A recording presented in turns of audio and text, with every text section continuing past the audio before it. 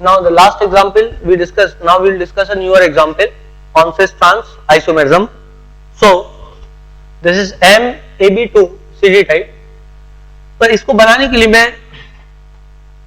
MAB2 मतलब ligand इधर A लिख देता हूं या B हो जाएगा, और चूंकि AB2 टाइप है तो यहां भी A कर दिया और यहां पे मैंने B कर दिया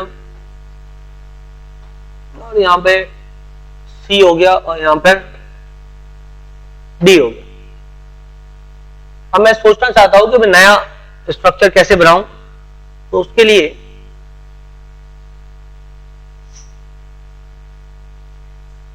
अभी यदि मैं देखूं तो जिस समय C और D एक दूसरे के ट्रांस है उस समय मेरे को यहां सिस दिख रहा है, A और A सिस है और B और B सिस है। तो मैं इसी स्ट्रक्चर को रिटेन रखते हुए A को ट्रांस बनाने की कोशिश करता हूं और B को ट्रांस बनाने की कोशिश करता हूं, तो मेरे पास एक नई सिचुएशन क्रिएट हो जाएगी।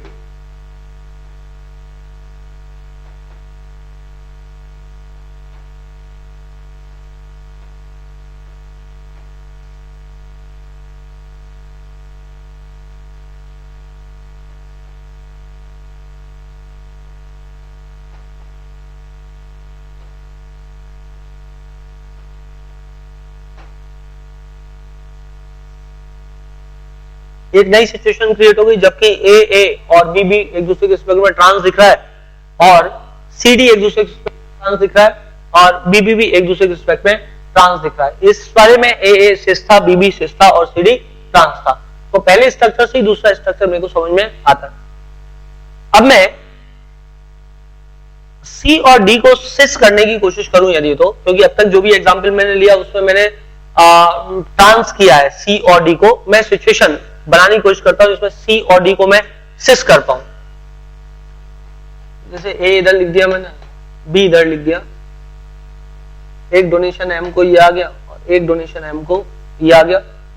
बाइडेंटेड लिगेंड है, इसको यूं कनेक्ट कर दिया। इधर मैं C लिख देता हूं, इधर मैं D लिख देता हूं, यहां पर B लिख दिया,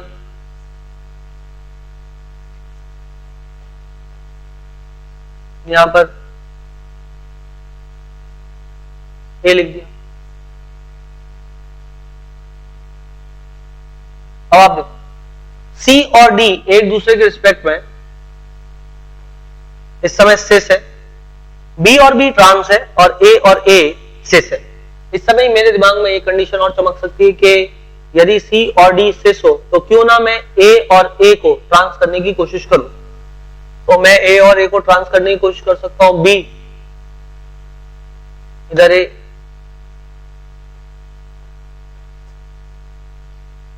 इधर B रख देता हूं, इधर A,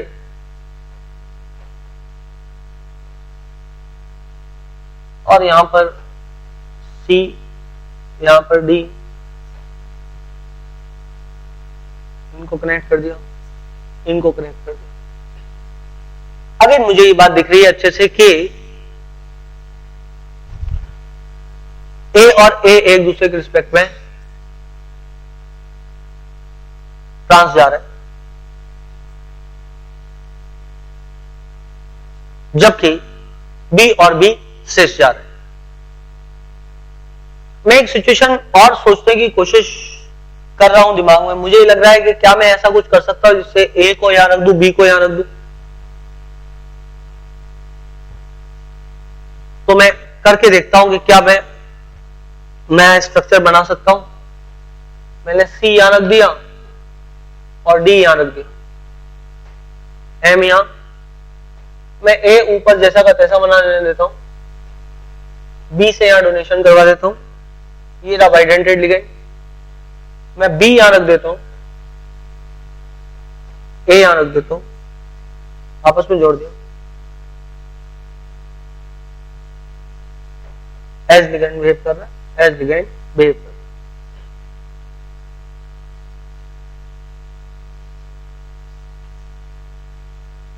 now see, B and B are cis, A and A are cis, C and D are cis. इससे पहले यदि मैं देखूं तो जब ए और ए सिस थे और बी सिस थे तो सी और डी ट्रांस थे, फिर ए और ए ट्रांस थे, बी और बी ट्रांस थे, उसके बाद में ए और ए सिस थे पर बी और बी ट्रांस थे, बी और बी सिस थे पर ए और ए ट्रांस थे। पर ये एक ऐसी सिचुएशन आई जिसमें मेरे को कंप्लीट सिस दिख रहा है, कंप्लीट सिस दिख रहा है, मतलब ए और बी सिस, सॉरी बी और बी सिस, ए और ए सिस और सी और डी सिस। सो इस तरीके से मैं बोल सकता हूं इसको एक तरीके से कंप्लीट सिस स्ट्रक्चर ये हो गया। तो 5 स्ट्रक्चर मैं इस केस में ड्रॉ कर सकता हूं। अब आप प्लेन ऑफ सिमेट्री यहां पे गिरा के देख सकते हैं कि ऑप्टिकल एक्टिविटी मिलेगी या फिर नहीं मिलेगी। इस वाले केस को यदि आप देखें तो इस वाले को केस को देखने पे ऑप्टिकल एक्टिविटी नहीं मिलेगी, प्लेन ऑफ सिमेट्री यहां से गुजर जाएगा कुछ इस तरीके से, तो ऑप्टिकली हो जाएगा इनएक्टिव। नेक्स्ट केस देखें तो नेक्स्ट केस में आप प्लेन ऑफ सिमेट्री यूं गुजार दें या यूं गुजार दें, ये भी हो गया ऑप्टिकली इनएक्टिव। उसका नेक्स्ट केस देखें, ये ऑप्टिकली एक्टिव हो जाएगा। उसका नेक्स्ट केस देखें, ये भी ऑप्टिकली एक्टिव हो जाएगा। उसका नेक्स्ट केस देखें, ये भी ऑप्टिकली एक्टिव हो जाएगा। तो इस तरीके से बाकी 3 ऑप्टिकली एक्टिव है और 2 ऑप्टिकली इनएक्टिव है। Note it down now. यहां भी बहुत सारी सिचुएशन बन सकती है आप अपने दिमाग में सपोज करते हुए, एम इधर रख दो, बी इधर रख दिया, ये हो गया, सी और सी एक दूसरे के रिस्पेक्ट में ट्रांस, और डी और डी एक दूसरे के रिस्पेक्ट में सिस। कनेक्ट कर दे न्यू न्यू।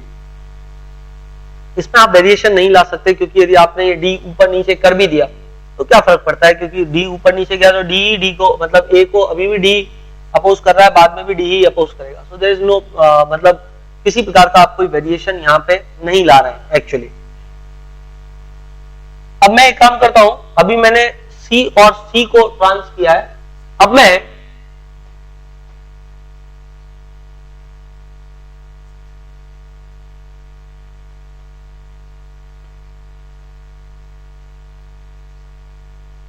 डी और डी को ट्रांस कर देता हूं। ऑब्वियसली सिस हो जाएंगे सी और सी।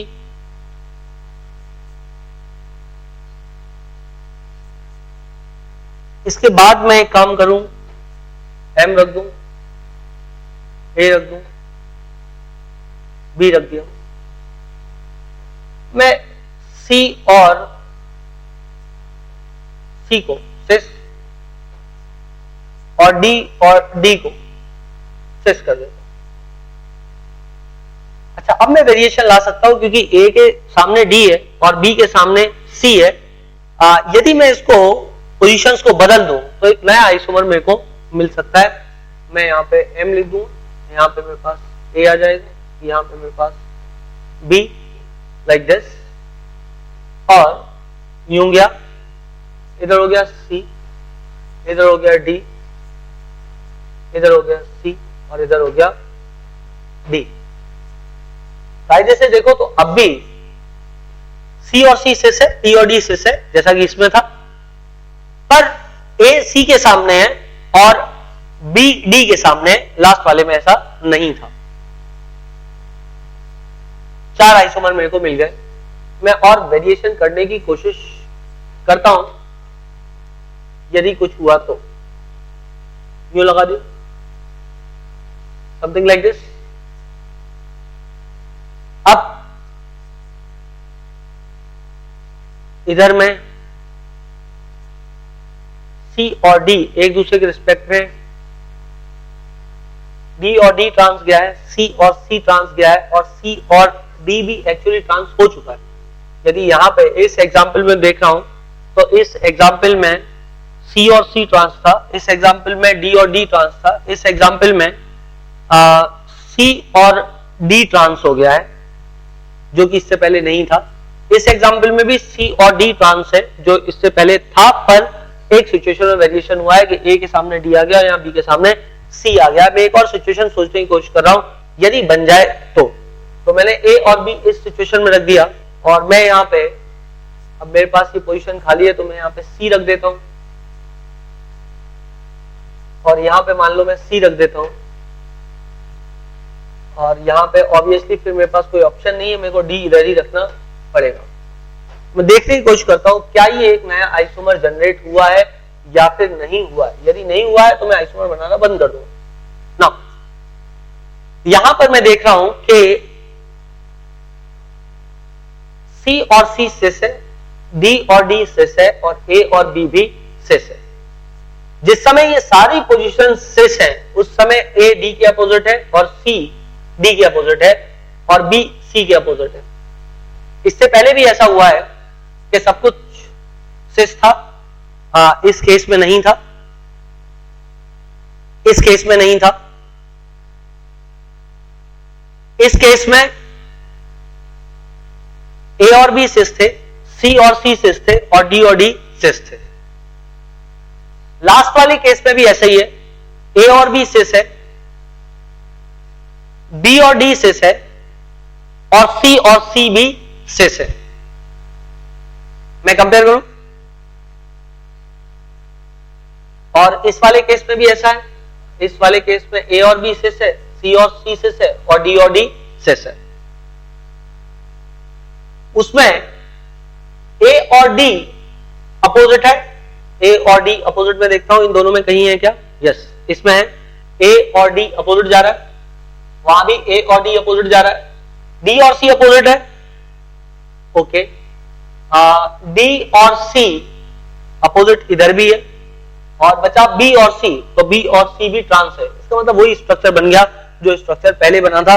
तो मैं कोई नया स्ट्रक्चर यहां पे नहीं बना पाया हूं। क्योंकि मैं नया स्ट्रक्चर नहीं बना पाया हूं इसलिए मैं इसको मिटा दूंगा। इसके 4 स्ट्रक्चर पॉसिबली हो जाएंगे। तो चूंकि मेरे पास यहाँ पे इसके 4 स्ट्रक्चर हैं तो इन 4 स्ट्रक्चर से मैं देख सकता हूं कि सिस ट्रांस आइसोमेरिज्म दिख रहा है मेरे को। इसके अलावा मैं यहाँ पे ऑप्टिकल एक्टिविटी भी देख लूं। अब आप यहाँ पे ऑप्टिकल एक्टिविटी देखना चाहें तो ऑप्टिकल एक्टिविटी देख सकते हैं। ये ऑप्टिकली इनएक्टिव हो जाएगा क्योंकि C और C ऊपर नीचे जा रहा है तो मैं इस प्लेन में काट दूंगा, यूं कट जाएगा। ये भी ऑप्टिकली इनएक्टिव हो जाएगा क्योंकि इधर भी मैं ये वाला प्लेन काट दूंगा। ये वाला देखूं तो ये वाला ऑप्टिकली एक्टिव होगा क्योंकि यहां पे मेरे पास कोई तरीका नहीं है, कोई प्लेन मेरे पास ऐसा नहीं है जिससे कि मैं इस मॉलिक्यूल को 2 बराबर भाग में डिवाइड कर पाऊं। इसको देखूं, ये भी ऑप्टिकली एक्टिव हो जाएगा, ये भी ऑप्टिकली एक्टिव हो जाएगा। देयरफॉर ऑप्टिकल एक्टिविटी भी देख लिया आप लोगों ने। Next example, MAB C2DE type, C2DE type.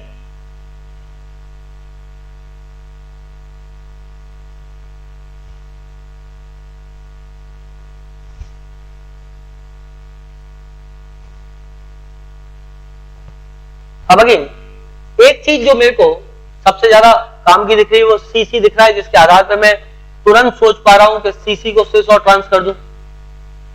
मैंने यहाँ A कर दिया, यहाँ B कर दिया, यहाँ पे C कर दिया, यहाँ पे C कर दिया, ये हो गया D और ये हो गया E।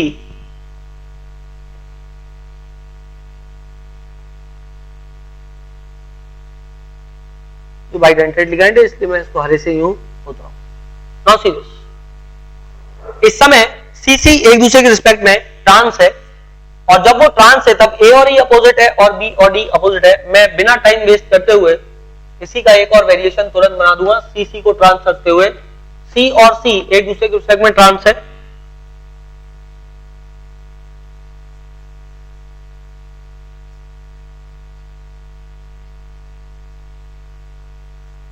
C और C एक दूसरे के रिस्पेक्ट में ट्रांस है।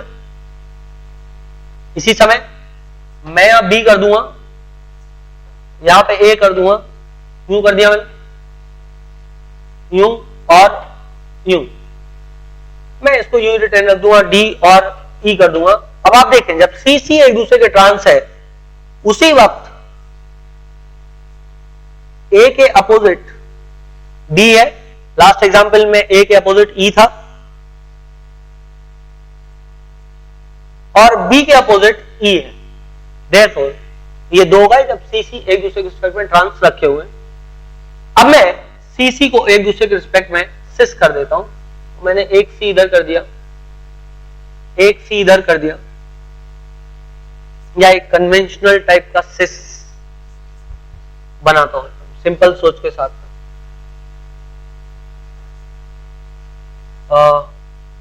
वेरिएशन उसमें कम होगा, चलो ऐसे ही बनाते हैं। सी और इधर सी एक दूसरे के स्प्रेड में सिस हो गए। इधर कर देता हूं ए, इधर कर देता हूं बी,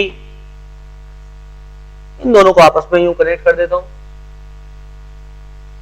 इधर मैं मान लो डी कर दिया, तो इधर मान लो मैंने ई कर दिया।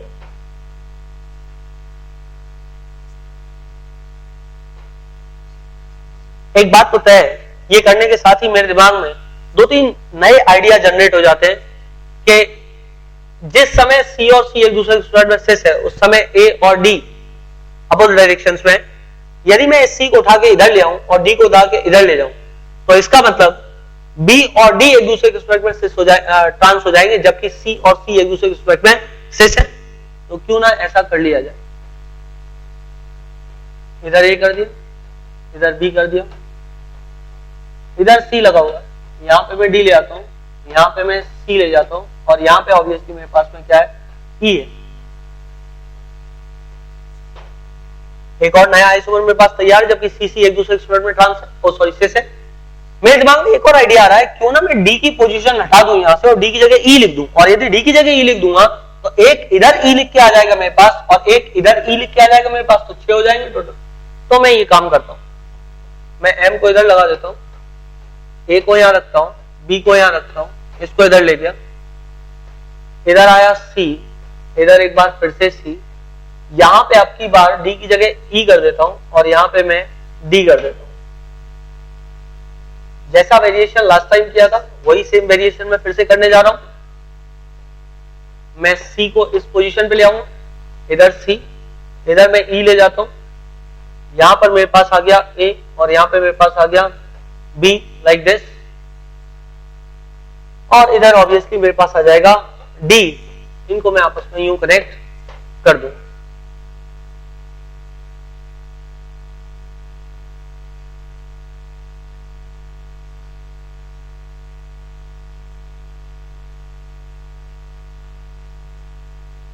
नो,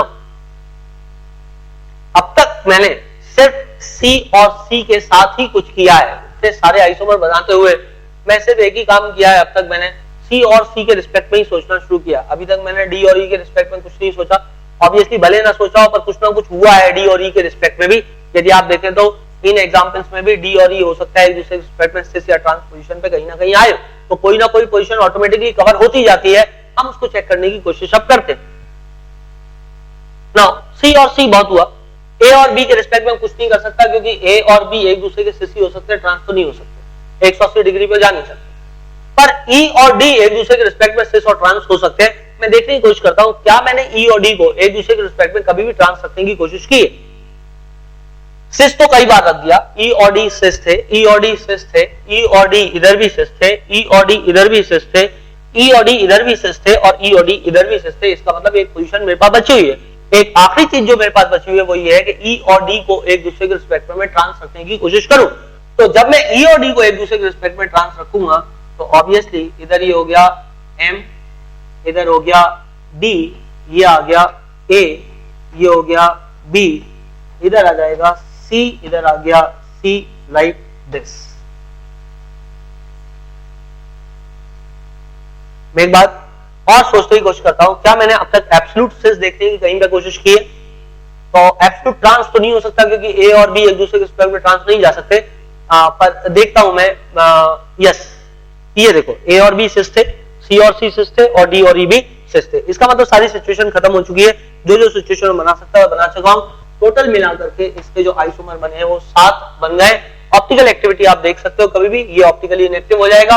आप प्लेन ऑफ सिमेट्री यू निकाल दें, ये ऑप्टिकली इनएक्टिव है। अगेन ये भी ऑप्टिकली इनएक्टिव है, आप अगेन प्लेन ऑफ सिमेट्री यू निकाल सकते हैं। उसके बाद इस एग्जांपल को आप देखें, ये एग्जांपल ऑप्टिकली एक्टिव हो जाएगा। इस एग्जांपल को देखें आप, इस एग्जाम्पल में भी आपको ऑप्टिकल एक्टिविटी देखने को मिलेगी. This is also optically active. इसके बाद नेक्स्ट एग्जाम्पल पे जाए. Next example is again optically active. उसके बाद नेक्स्ट एग्जाम्पल पे जाए. Then again it is optically active. उसके बाद लास्ट एग्जाम्पल पे जाए. लास्ट एग्जाम्पल भी again is optically active. So most of them are optically active. Note it down. We have read enough in isomerism now. We have discussed geometrical isomerism. Along with that, we also discussed the optical activity. Now we will discuss the last portion of the chapter. कुछ important बातें यहाँ पे जरूर आएंगी जो जिससे question आपका frame होता है एग्जाम के अंदर. तो आप लिखें factors affecting stability of complex. Factors affecting stability of complex. Complex की स्टेबिलिटी को अफेक्ट करने वाले factors. Number 1, nature of metal. Nature of metal. In this you write size of the metal. Size of the metal. Stability inversely proportional to size of metal. Stability inversely proportional to size of metal. For example, Irving William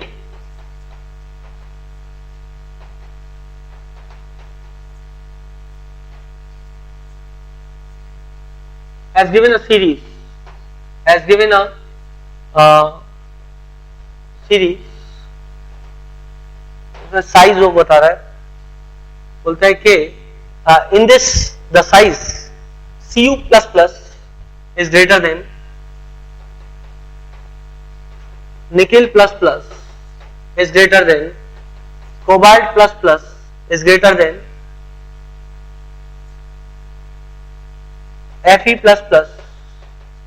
is greater than Mn++. ये Irving William के अनुसार size का order है. तो obviously size का order है तो सबसे ज्यादा स्टेबल कॉम्प्लेक्स जो है वो Mn++ बनाएगा.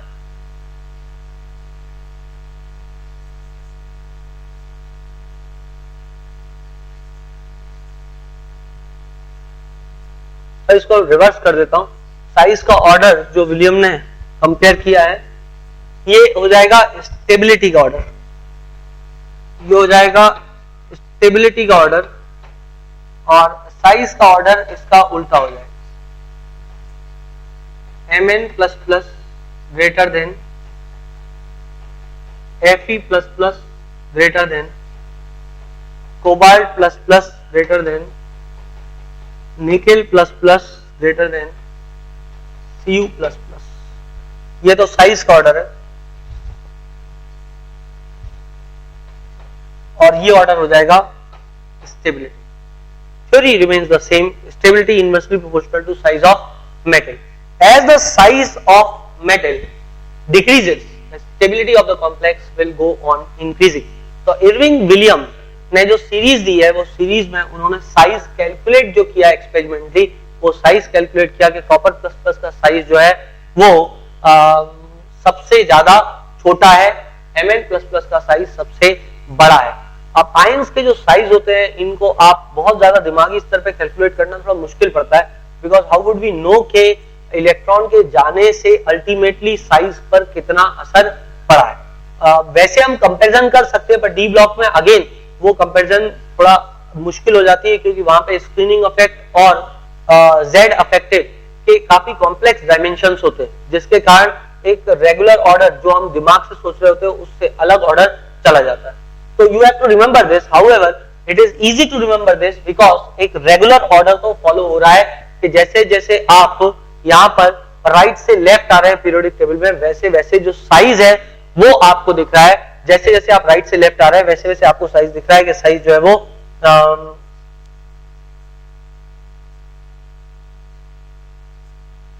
छोटा होता जा रहा है. Mn++ साइज जो है वो स्मॉलर आपको दिख रहा है।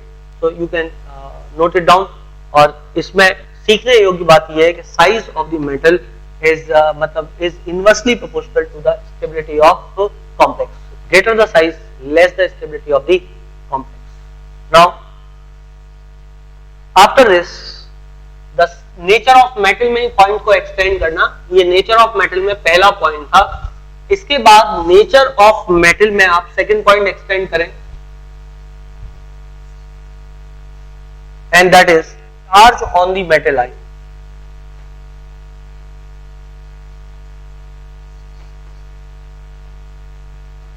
Charge on the metal ion. Obviously ये बात आप जानते हो कि लिगेंड्स और सेंट्रल मेटल एटम के बीच में इलेक्ट्रोस्टैटिक फोर्स ऑफ अट्रैक्शन होता है। तो जितना अच्छा लिगेंड डोनर हो और जितना अच्छा सेंट्रल मेटल एटम रिसीवर हो, उतना ही स्टेबल कॉम्प्लेक्स बनेगा। तो चार्ज यदि बढ़ेगा तो उसकी इलेक्ट्रॉन खींचने की जो पावर है, जो इलेक्ट्रॉन जिस शक्ति से वो अपनी ओर खींचेगा वो बढ़ेगी। Therefore the stability of complex will also goes on increasing. So as the charge will increase, the size will decrease again. As the positive charge will increase, the size will again decrease. Therefore, as the charge on the metal ion increases, the stability of the complex also increases. Therefore, stability of charge on the metal ion is directly proportional to stability of complex. Stability of complex. For example, Fe+3 will form more stable complex when compared to Fe+2, although other things should be similar. बाकी बातें similar होनी चाहिए, बाकी factors भी हमको देखने चाहिए कि बाकी फैक्टर सिमिलर है या नहीं। साइज Fe+3 का छोटा होगा when compared to Fe+2, ये बात सही है। दूसरी चीज, चार्ज जो है वो Fe+3 पे ज्यादा है, वो भी बात सही है। And third thing is the electronegativity of the element, वो भी अभी मैं आपको बता रहा हूं, वो भी इसके साथ में मैच करती है। So note it down. The second thing in nature of the metal is the charge on the metal ion. More the charge on the metal ion, more the stability of the complex. Now, the third point in this nature of metal only, that is electronegativity. Electronegativity of metal.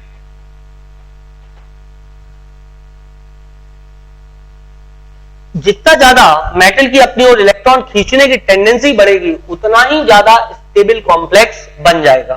So electronegativity of metal is directly proportional to the stability of complex. Is directly proportional to the stability of complex. So यहां पर यदि मैं आपसे बात करूं, for example Fe+3 की बात मैं कर रहा था, Fe+3 ग्रेटर देन Fe+2, मैंने आपसे बोला था बेटा इलेक्ट्रॉन खींचने की टेंडेंसी हरदम Fe+3 में ज्यादा होगी when compared to the Fe+2। Therefore the electronegative factor is operating here. More the electronegativity of the central metal atom, more the stable complex. So these were the 3 points regarding the nature of metal. One is electronegative, the other is the charge and the other is the size. Now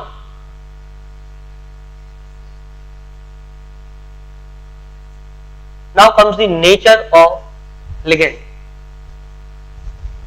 Nature of ligand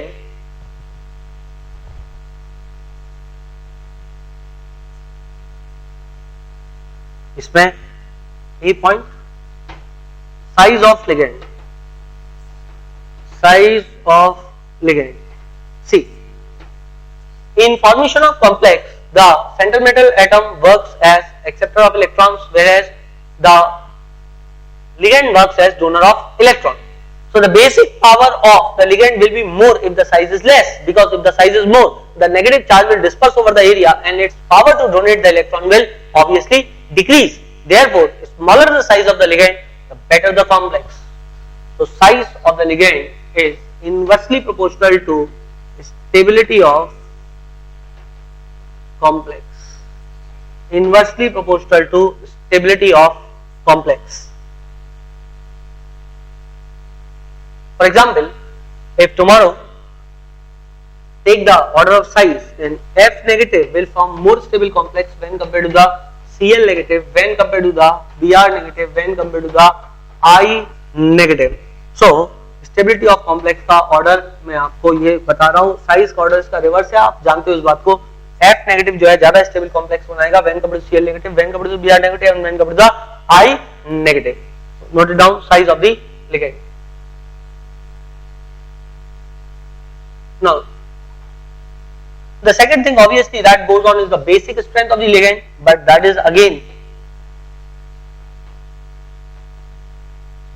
basic strength of ligand। ligand में ही B point है, ये पहला हो गया size, second हो गया basic strength, and both are related to each other.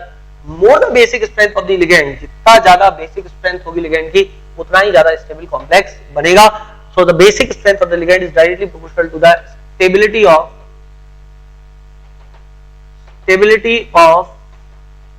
complex, and as you know that the basic strength of F negative is greater than Cl negative is greater than Br negative is greater than I negative। Remember Hi is the strongest acid among the hydrides of halides, तो Hi यदि strongest acid है तो उसका conjugate base I negative weakest होगा, therefore the basic power of F negative is greater than Cl negative is greater than Br negative greater than I negative, and F negative forms more stable complex that we have already discussed।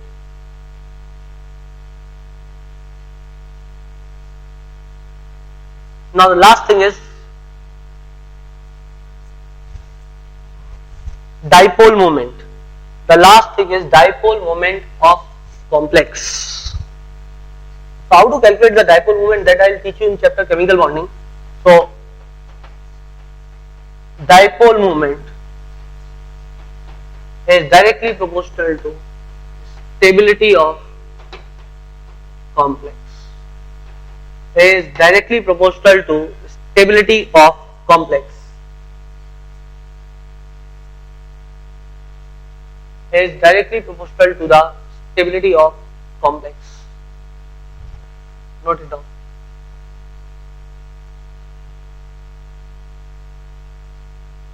Now one more factor, that is chelation effect, CHE या chelation effect, that is tendency to form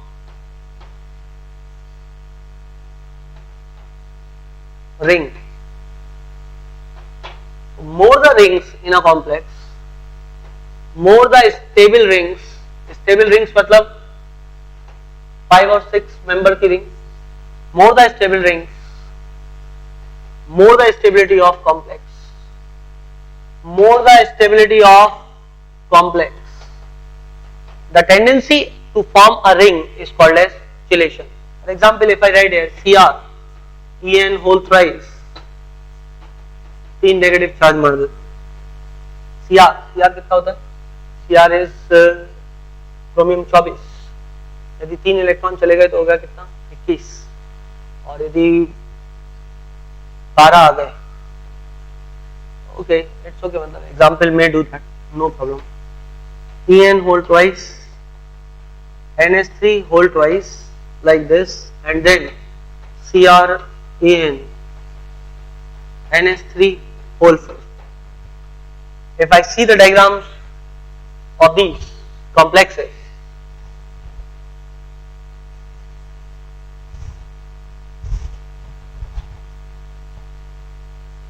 they may look somewhat like this, Cr En sorry,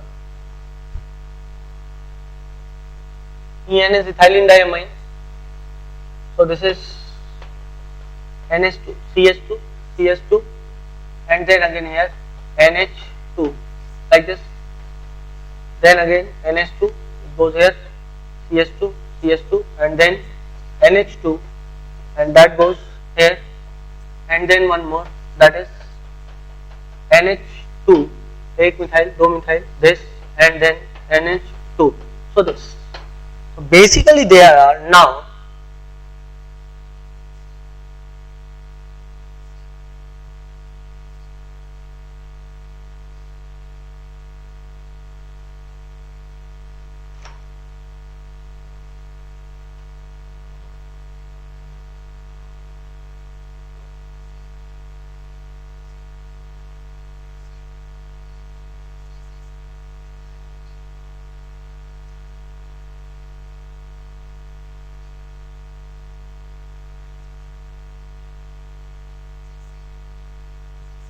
Now you can see here the 3 rings has been formed. Now in this example, Cr NH2 NH2 this and this, and then NH2 एक दो NH2 this and then this, then one more ammonia and then one more ammonia. In this case also you can see that there are